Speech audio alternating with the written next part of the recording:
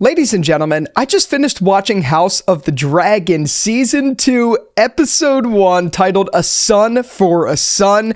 I have been waiting so long for this show to come back, and I have to preface it with one thing. I've been meaning to do a rewatch of Season 1 of House of the Dragon for a long time, but honestly, I never got around to it. There was just so much other projects going on and so many other things like that.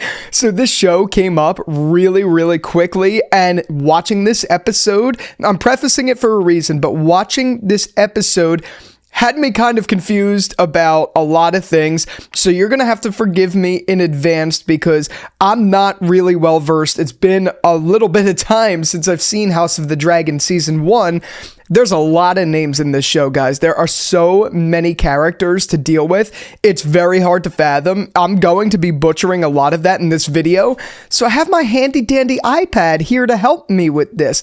By the way, for those of you who say the iPad isn't a computer, you're just wrong. Whatever. Let's get into the episode. I don't know what that had to do with this. So we automatically open this episode with much anticipation, and they came back with a fucking banger. They came back with the Game of Thrones theme song once again, and you know I was bumping to that. Not really. Okay, that's nothing really. The only reason I bring that up, honestly, is because I liked what they did with the intro sequence, and I like how they now added that sort of like quilted animation, which tells a bit of the story and the lore a little bit further. I liked it, and obviously it's just great to hear Game of Thrones again in one way, shape, or form. No matter how much I hated season 8 of the actual show, doesn't matter at all because it's back. That show just has so much spirit, so much character, and it's great to see. And I fucking loved House of the Dragon Season 1, so yeah, there's that. But we automatically jump right in immediately after that to another amazing sequence and another amazing music piece, which is going to be a common theme in this episode. But we got the Winterfell music instantly, right away after the intro sequence, and you see the Raven flying through, and it's like, oh my god, we're getting Winterfell. Not only did we just get Winterfell, we got the Night's Watch, we got the Wall, and all that stuff, and I think it served a really good point. I don't know the guy's name, the kid's name who was there, Jacaerys. That's the problem with the show. It's like Jacaerys, Aegon, Viserys, Aeron, you know what I mean? Like, all the names sound so similar. Regardless, Rhaenyra's son, I think, was there at the Wall, and he got the news that his brother died. So obviously that started everything, and we had to deal with a lot of that within this episode to begin with. But I loved that we started there. I love that it began the episode in that place. It was just great, and I love that Winterfell soundtrack. It's actually pathetic. Sometimes at work, I will play backing music from Winterfell in my ears. I know that's pathetic. But it's real. Honestly, the music is fantastic in the show. Great to see. Small detail, but it's nice to have because it feels familiar and it's just fun. And also, may I say, while I'm at it, before we get into any of the other details of this episode, the audio quality in this, I was listening on my AirPods Pro 2s, and the audio quality was just so good. I don't know what kind of shotgun microphone they use, but like, I really want it. I love audio tech, and I think all the dialogue in this episode sounded so good, but that was in my headphones. I then later on unplugged them and listened to it from my iPad, and it was a little more muddy. Again, beside the point, probably boring you guys. Let's get into the juicy stuff of the episode, to which, again, because it's been a while and because I haven't really got a chance to catch up, a lot of what was going on throughout the episode just kind of confused me. Honestly, it really did. But it was nice to see, like, one of my favorite details of this episode, just thinking about it holistically, was that King Aegon, I have to look at my notes, that's why if you see me looking down, I'm looking at my notes for it. King Aegon, it's really interesting to see the way he's adapting immediately after the death of Viserys, which was, I think in terms of the show's timeline, it's only been like a week or a couple days or something like that since Viserys died. So seeing Aegon step in and have to like have his first, what do you call it, hearing or posting, I don't know what they called it in the show, but seeing him have to deal with that and seeing Otto Hightower start to like instruct Aegon as to what to say, it was nice to see. And those are those small moments within Game of Thrones lore in general that I absolutely love. Like, I really do love that in the episode, we saw that King Viserys, Jesus, King Aegon brought in Jaehaerys. I think his name is Jaehaerys Targaryen. The kid who you know what? I got to say this at the beginning. There's going to be major spoilers for this, but I think it's the kid who died at the end. Is that Jaehaerys? That's another thing. Oh my God.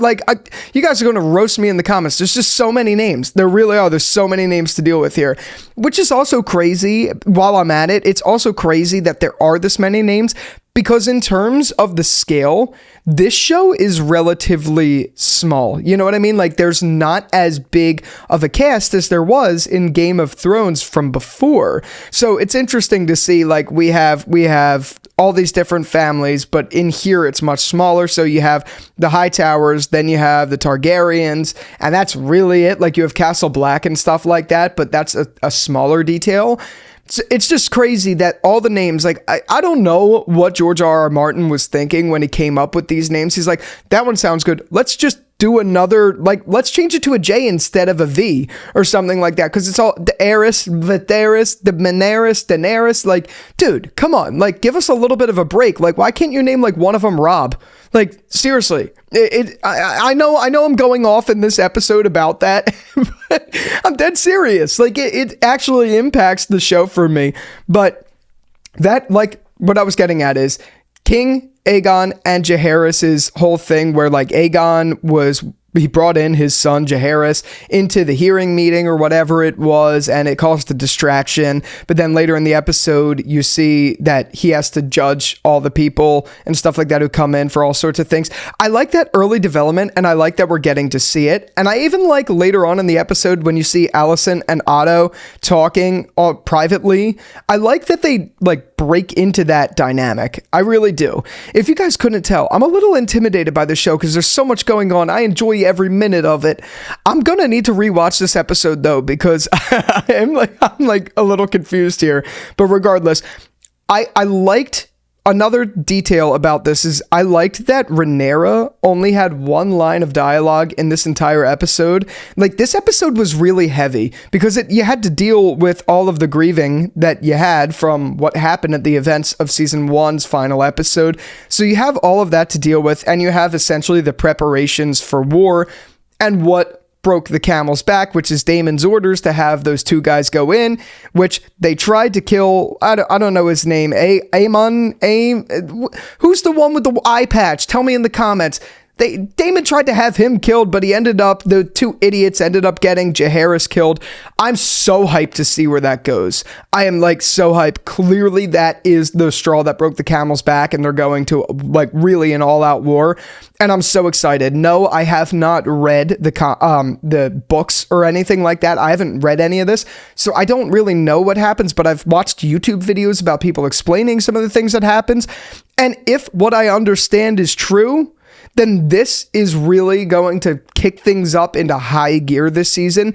And I'm really excited for that, because while I really do love this show in a lot of ways, so far it's been a very, very slow burn, which isn't a problem. Some of you guys may know Better Call Saul is my favorite show of all time. That is a slow burn. I love slow drama stories. But I'm also really excited to see this show kick into high gear with the action, because that's a big thing for the Game of Thrones franchise in general. It's always been a show that's had high action set pieces, but with really good production and really good writing, except for season 8 of the show. You know what I mean? So I'm excited to see where that dynamic goes, especially when you have Rhaenyra and the Hightowers going after one another and that whole dynamic. I'm just so excited for it. And honestly, like, I could probably go off a little bit more, but again, I'm a little intimidated by this episode. I feel like I came into it, like, ill-prepared. This episode was so goddamn heavy that now I just want to rewatch, because a lot of it went straight over my head. Just being real, I don't know if I'm alone with that, but there was just so much going on.